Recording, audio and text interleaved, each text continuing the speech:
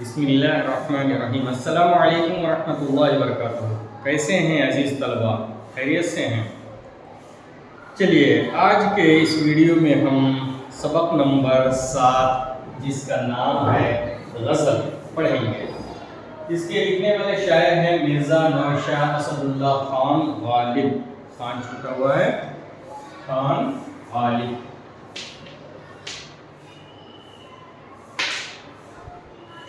دیکھ لیجیے، آپ اپنی کتاب کھولیے، صفحہ نمبر 71، سبق نمبر 7 پڑھیے، سوچیے اور جواب دیجیے۔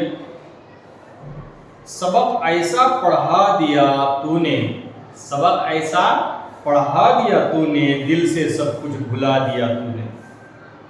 لاکھ دینے کا ایک دینا ہے، لاکھ دینے کا ایک دینا ہے، دل بے مدعا دیا تو نے۔ چلیے نیچے مدعا دیکھیں گے۔ غزل اردو کی مقبول ترین صنف ہے، اسے اردو شاعری کی آبرو بھی کہا گیا ہے۔ غزل ایک ایسی صنف ہے جس میں اس کائنات کا ہر موضوع انسان کے حوالے سے باندھا جاتا ہے۔ غالب کی غزل پڑھنے سے طالب علم کو آسان زبان میں فلسفیانہ مضامین بیان کرنے کا طرز طریقہ معلوم ہوگا۔ غزل کے شعر میں سوالیہ موضوع کس طرح باندھا جاتا ہے اس کا علم ہوگا۔ اسی کے ساتھ غزل میں تشبیہ و استعارہ کا استعمال اور استفہامیہ انداز بیان سے طالب علم واقف ہوگا۔ بات سمجھائی جاتی ہے استفہامیہ سوالیہ انداز میں۔ چلیے نیکسٹ پیج۔ ماخذ، یہ غزل دیوان غالب سے لی گئی ہے۔ صنف کی تعریف۔ غزل کے لغوی معنی عورتوں سے باتیں کرنا ہے، لیکن دور جدید کے شعراء نے صنف غزل میں سیاسی، سماجی، مذہبی اور فلسفیانہ خیالات کو بھی پیش کیا ہے۔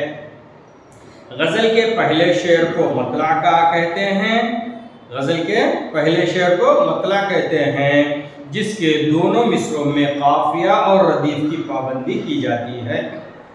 اگر غزل کے دوسرے شعر کے دونوں مصروں میں بھی قافیہ اور ردیف کی پابندی کی جائے تو حسن مطلع کہا جاتا ہے۔ غزل کا آخری شعر مقطع کہلاتا ہے، جس میں شاعر اپنا تخلص پیش کرتا ہے۔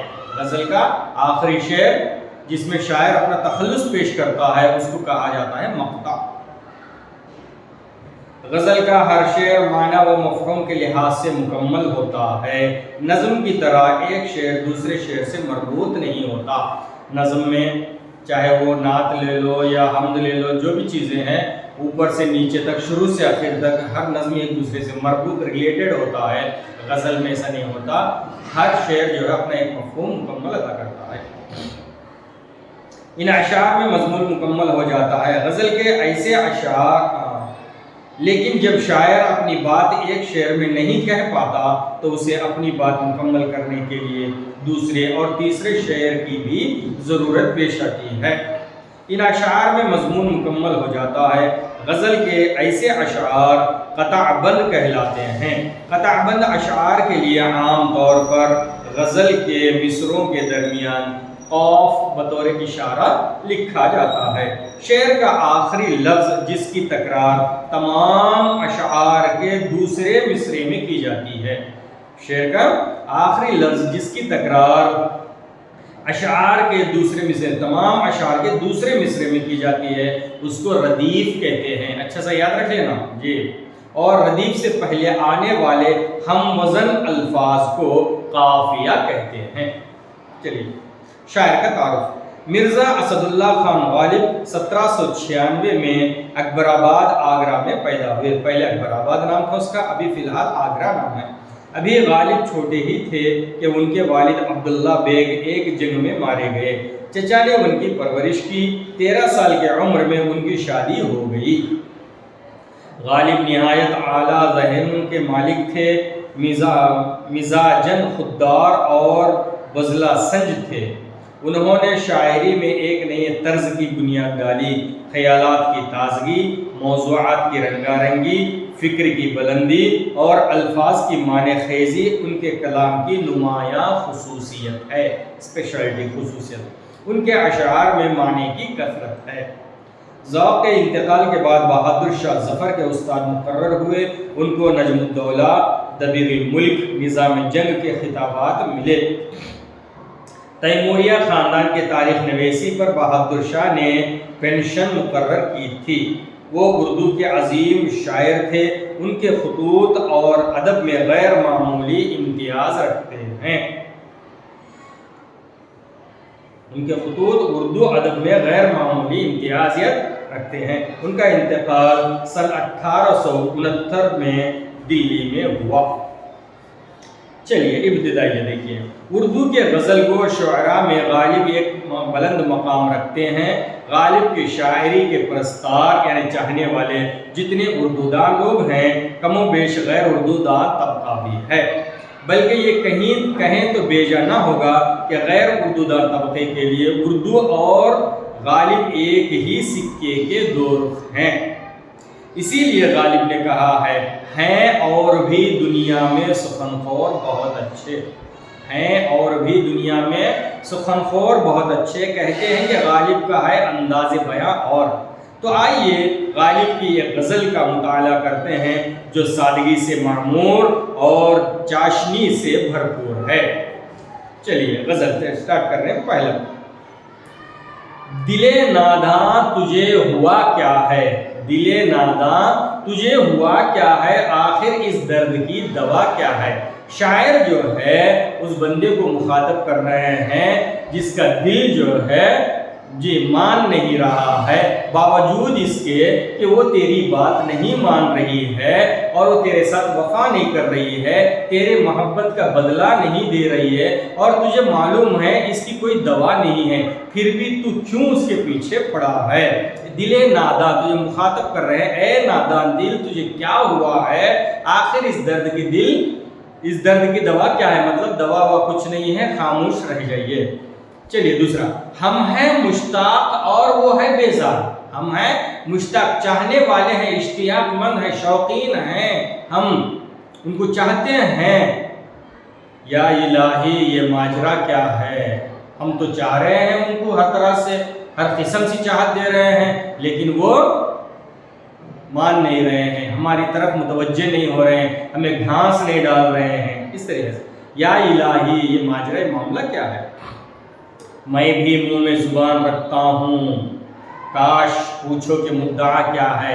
یہاں شاعر کہتا ہے کہ عاشق جو ہے یہ کہہ رہا ہے کہ میری محبوبہ سب سے دوسروں سے پوچھ رہی ہے کہ کیا حال ہے ان کا، کیا حال ہے ان کا، دوسروں سے پوچھنے سے کیا فائدہ، مجھ سے براہ راست پوچھو، مجھ سے پوچھو میرا درد اور میری محبت میں بتاؤں گا، میرے بھی تو منہ میں زبان ہے، اللہ نے مجھے بھی قوت گویائی بخشی ہے، میرے بھی جو ہے بولنے کی طاقت ہے میرے اندر، جی جا بات ہے میری بات میرے سے پوچھو تو میں اچھی طریقے سے بتا سکتا ہوں، دوسروں سے پوچھنے کی ضرورت کیا ہے، میں بھی منہ میں زبان رکھتا ہوں، کاش پوچھو کہ مدعا کیا ہے، جبکہ تجھ بن نہیں کوئی موجود، جبکہ تجھ بن اے مولا کریم یہ ساری کائنات میں رات دن اتار چڑھاؤ سردی گرمی جی اور خزاں بہار جوانی پیدائش بڑھاپا ادھیڑ عمر ساری جو ہے تبدیلیاں ہیں یہ ساری کچھ تیرے بغیر موجود نہیں ہے، تیرے حکم سے ہے، جو بھی ہے سارے تیرے حکم سے ہے، یہ ہوا کا چلنا بادلوں کا چلنا بارش کا گرنا گھاس کا اگنا پودوں کے بڑے ہونا اس کے سائے دار ہونا پھلدار ہونا اس سے فائدہ اٹھانا یہ سب کچھ ساری کائنات سب کچھ آپ کے حکم سے چلتی ہے، جبکہ تجھ بھی نہیں ہے کوئی موجود، موجود کا معنی ہمیشہ سے ہے ہمیشہ رہنا، ہم ہیں موجود اس وقت لیکن چند سالوں کے بعد کل کا پتہ نہیں پرسوں کا پتہ نہیں، پہلے پردادا تھے پھر دادا تھے پھر والد تھے ہمارے ان کا انتقال ہوا ہم بھی چلے جائیں گے ہمارے بچے آئیں گے وہ بھی چلے جائیں گے، لیکن اللہ کی ذات ایسی ہے جو ہمیشہ موجود رہے گی، ہر چیز کو جی ابتدائی ہے جوانی ہے اور ختم ہونا ہے، اسے بقا ہمیشہ کی بقا نہیں ہے۔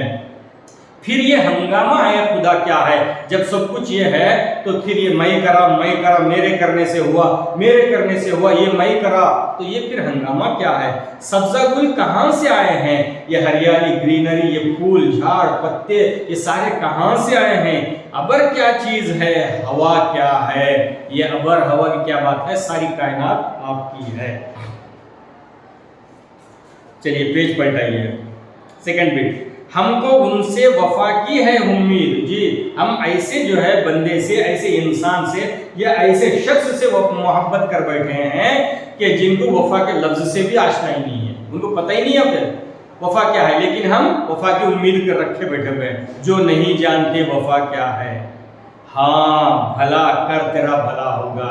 अब आशिक जो है अपने दिल को और अपने माशूका को नासिहाना अंदाज में, यानी अभी तक जो है शिकायत और इस्तिफामिया का अंदाज था, अब नासिहाना अंदाज में कि हाँ भला कर तेरा भला होगा। फकीर बोलता ना, ये अल्लाह के नाम पे दे दो बाबा, अल्लाह तुम्हें जो है अता करेगा, अल्लाह अच्छा करेगा, तुम्हारी सेहत अच्छी होगी।